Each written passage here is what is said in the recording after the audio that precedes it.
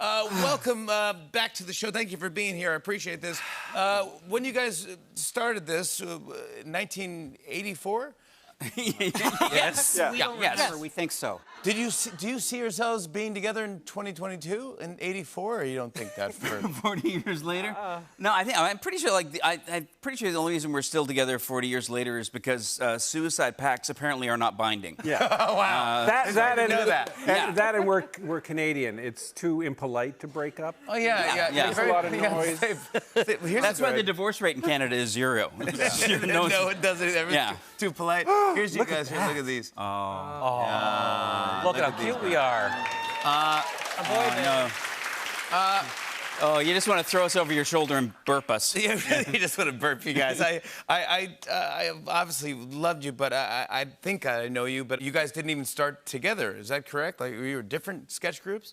Yes, we are two different sketch groups. We are the Audience, which was Calgary, which is Mark's name. A lot of Calgarians here. We were the kids in the hall in Toronto. Yep. And, some guy. Some guy. I was an actor. Oh, of course. I was a real actor. Exactly, Scott. Yes. And how did you all end up coming together and forming the band? Scott booted his way in.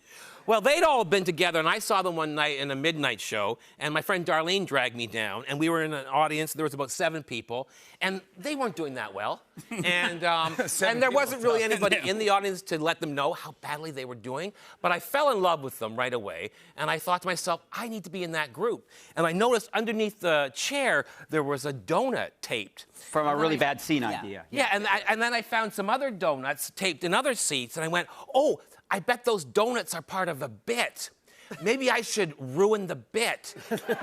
And then they'll see me, and you want to be seen. Of course. Yeah. So I grabbed the donuts, and I just started whipping it at them on stage.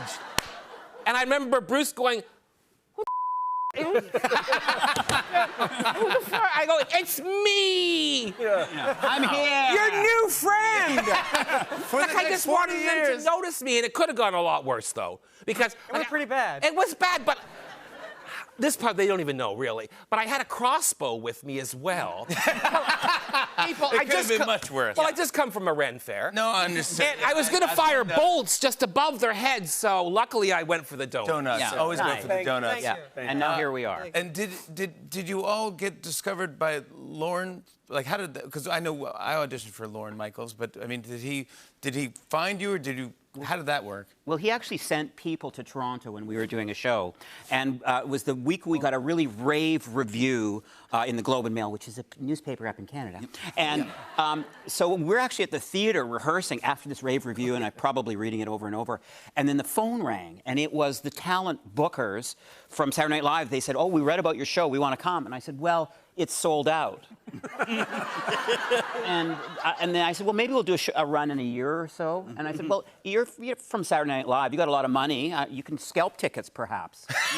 And then I hung up the phone, and I looked over at my 4 friends here and realized I did a wrong thing. so I called the nice lady back, and here we are. Yeah. Yeah, and then he saw you and said, oh, yeah, you guys are great? Yeah, we had Lauren. Well, eventually Lauren came out and saw one of our shows in Toronto, and you just you know Lauren. Lauren's a laugher. He's so easy to make laugh, and Lauren has a beautiful laugh. Did he Lauren, laugh? Yeah, oh, he laughs. Lauren has he laughs like an old timey cowboy, like the chuck wagon cook. Yeah. He was like, all the way through. Remember? He was just going.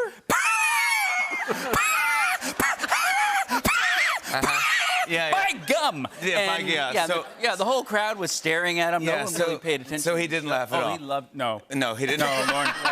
He didn't laugh at all. He looked bemused several times. Yeah, well, at least he stayed for the whole and thing. chagrin. Yeah, he did stay. Well, not the whole thing. I think. No, it's we did like a we did like a 3-hour 3.5-hour show. Yeah. And then afterwards, at a half, I went up to him and said, "And now, Lauren, guess what? After the break, we're going to do some improv. Do you want to stick around?" And he was like, do I want to stick around to watch improv over my dead body? Yeah. And but anyways, you end up being and working together, and became the Kids in the Hall. Mark, I don't know if you remember this. Years ago, I met you. Yes, 1996. That's right. I was on Saturday Night Live. Someone asked me to do a student film in Troy, New York in the middle of winter. So naturally, I said yes. And I went up there, and there was a sound guy doing the Boom who had a lot of energy, like way too much energy, and that was. I was very excited. Like, yeah. I was doing. Oh, you were whatever I on could. it. I was like, Boom's in the shot. Got it. I'm on it. You know. should I be in the shot as well? Yeah. Oh my gosh. Can if I the Boom's get there, in? Is the camera? And I remember I was laying under a coffee table for one scene or whatever, and I was holding a microphone, and you were doing a scene, and I go, hey, Mark. And you're like, doing your scene, you're like, and I go, Not now. I really want to be on Saturday Night Live. And you go, good luck, man. It's going to be great. And No, but we stayed in touch, and then you sent. By the way, the sound on that film not great. But I thought that would be perfect. no, but then later you sent me a VHS tape and a really sweet letter and said, "Could I pass it along to someone?" Yeah, remember I getting appreciate that. it. Yeah. You were great to me. You're really nice. Why bring it back now? Why is just a demand? Everyone wants to see the Kids in the Hall now?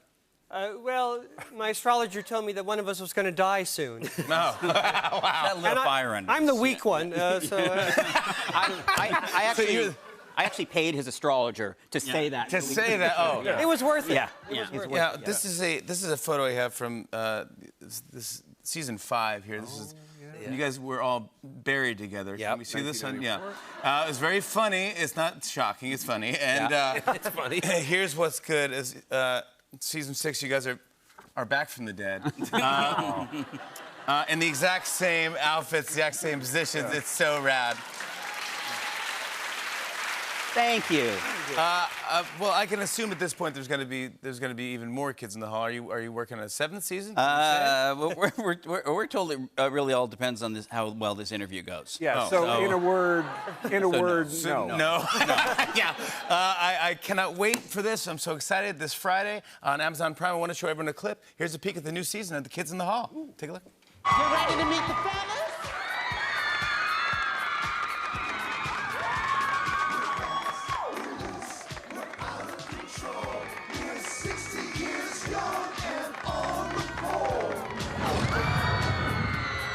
Oh my God, it is so sexy, and there's a real sense of danger. Mostly for them, because they could really get hurt. Here he comes, ladies, looking for love and his reading glasses. I've been doing this since they closed the Oshawa plant. Auto workers and strippers are in the same union, so, you know, I got to keep my benefits. Oh my God, he still has a landline. That's so hot. The Kids in the Hall, everybody. The new season comes to Prime Video this Friday.